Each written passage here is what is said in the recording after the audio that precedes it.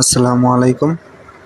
যারা বিটল পোকা সম্পর্কে জানতে চান এবং কীভাবে চাষ করে সে বিষয়টা দেখতে চান, তারা এই ভিডিওটা দেখতে পারেন। প্রথমত আপনার যে গরুর ভুসিটা আছে এটা নিচে দিবেন।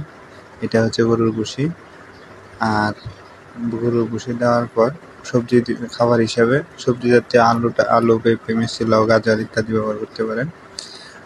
আর 10 থেকে 15 দিন পর পর এই মাদারগুলা এক পাত্র থেকে অন্য পাত্রে স্থানান্তর করবেন। আশা করি বুঝতে পারছেন। আর যে 3 দিন আগে আমি এটা চেঞ্জ করছিলাম, চেঞ্জ করে এখন লাল যে দেখেন মোটামুটি ভালো বড় হইতেছে।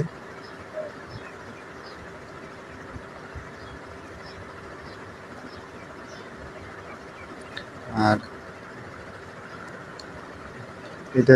এটা তো খাবার দিতে হবে, সবজি জাতীয় খাবারগুলো দিয়ে বললাম ওগুলো দিবেন। আর অ্যাডাল্ট লার্ভা আছে, কারো লাগলে নিতে পারে। এখন কম দামে দেওয়ার চেষ্টা করবো। অনেক লার্ভা আছে।